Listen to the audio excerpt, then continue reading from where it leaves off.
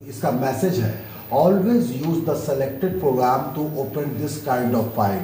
कहीं जिंदगी में अगर लैब का एग्जाम देने की जरूरत पड़ गई, इससे क्या परेशानी आएगी समझ लीजिए। अगर ये टिक लगा के मैंने लिख कर दिया तो अब क्या होगा, जब भी ये खुलेगा तो नोट पैड में देखिएगा, अब इसका ये आइकॉन है ना, ओके खुल तो गया आपका, लेकिन अब ये हो गया नोट पैड। अब डबल क्लिक जब भी कीजिएगा डबल क्लिक में खुल जाएगा तो लॉन्च खत्म हो जाएगा। हाँ अब वापस नहीं जा सकते, वापस अब हम कर देते हैं, तो बिना HTML लिखे भी कर सकते हैं। नहीं कर सकते। देखिए ना, ओपन विथ डिफॉल्ट प्रोग्राम खोलिए, हमेशा तुम इस मोड में खोलो, उस मोड में हम राइट क्लिक से खोलेंगे। ठीक, अब फिर टिक लगा हुआ है, ओके कर दिए, ये ओपन हुआ, क्लोज किए, वापस वो आइकॉन आ गया। अब यहाँ से राइट क्लिक करके यहाँ से चुनिए नोट पैड, नीचे से कोई नोट पैड फाइल जो है अगर वो बिना HTML करके अगर सेव कर देते हैं तो उसके बाद यहाँ से आके हम लोग क्रोम से ओपन करेंगे तो वो लॉन्च मोड में, तो लॉन्च मोड में दिखाएगा तो, लेकिन वो कोडिंग नहीं होगी। कभी कभी गलत भी तो दिखाई देता है, हाँ या ना। आप गर्मी के दिन में सड़क पर जब चले तो सड़क पर आपको तेज गर्मी की वजह से पानी का एहसास होता है, दूर चमकता है, हाँ या ना। Open with notepad. रवि अब समझ में आया? Yes sir. अब डबल क्लिक करेंगे तो मेरे पास अब ये दोनों फाइल है। कौन सी? लॉन्च। कोई दिक्कत? अब आइए इस प्रोग्राम में इसको हम इवेल्युएट करते हैं, दैट इज कॉल्ड, अब हम इसमें ये कोडिंग करेंगे। अब ये आपका कोडिंग स्टार्ट हो गया, कोई दिक्कत? सेव तुरंत कीजिए, क्या कीजिए? सेव। अब दोनों विंडो को साथ में रखिए, ऐसे ये दोनों है, मुझे अब इसकी जरूरत नहीं है, इसको क्लोज कर दीजिए। ये दोनों विंडो मेरा साथ में रहेगा, ये एडिट मोड और ये लॉन्च मोड। इतना बड़ा तो नहीं चाहिए हमको, हाँ इतने से काम चल जाएगा। इसको यहाँ सेव कीजिए और यहाँ जाके इस बटन से रिफ्रेश कीजिए, रिलोड कीजिए। रिलोड का शॉर्टकट होता है F5 कीजिए,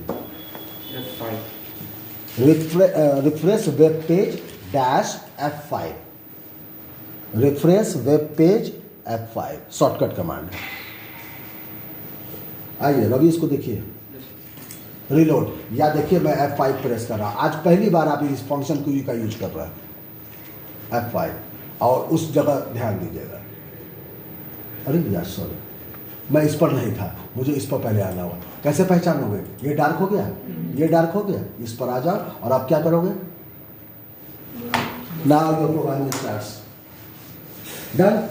कोई डाउट? आई एम सॉरी, मुझे बहुत लंबा स्पीच देना पड़ा, लेकिन मुझे पहले बेड तैयार करने हमको होता है, हम शुरू से मेरी आदत रही, पहले मैं बेड तैयार करता हूँ, फिर पैर हाथ धो लेता हूँ, मुंह हाथ धो लेता हूँ, लास्ट एक छोटा सा गिलास पानी पी लेता हूँ, तब बिछावन पर जाता हूँ। सीधे बिछौना में नहीं घुस जाता हूँ, आपकी तरह जूता पहन ले।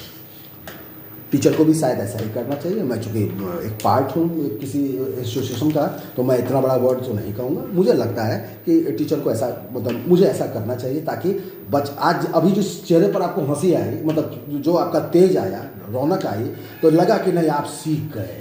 तो अगर इतना बड़ा बेड नहीं बनाते, सीधे यही कोड, जबकि एक्चुअली प्रोग्रामिंग बस एक ही लाइन है, दूसरी लाइन भी मैंने टच नहीं की, लेकिन आपको कंसेप्ट आया A to Z है।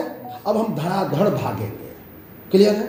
उस समय वहाँ कंटेनर टैग में मैंने एम्प्टी कंटेनर लिखवाया, तो कंटेनर में ये समझिए। अब आइए हम लोग फास्ट चलेंगे। अब आपका बेड मैंने तैयार किया, ये हमेशा खुला रहेगा। तो कल फिर मैं क्लोज कर रहा हूँ, रवि इसको सेव करो और इसको क्लोज करो। कल आओगे तो कल क्या करोगे? माई डॉक्यूमेंट खोलोगे, खोले, इसको लॉन्च पहले कर दोगे, लॉन्च हो गया, और इसी पर राइट क्लिक करोगे, ओपन विथ में जाओगे, नोट पैड करोगे। कोई डाउट? एडिट, और इसको आप चाहे तो बंद कर दीजिए, चाहे मिनिमाइज कर दीजिए, हो गया। दोनों स्क्रीन सामने है, कोई दिक्कत नहीं है। अब हम इसी में एडिट करेंगे।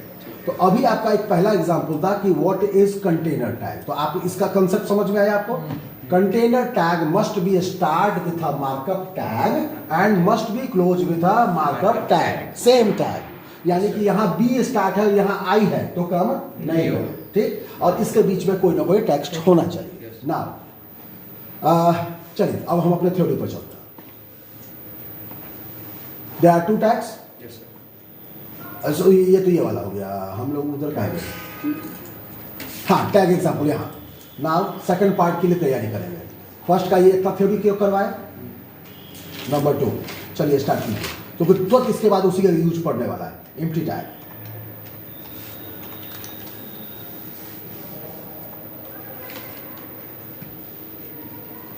It does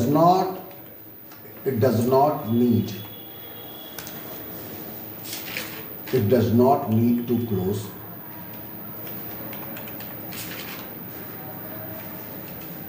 It also not contain any text. It only performs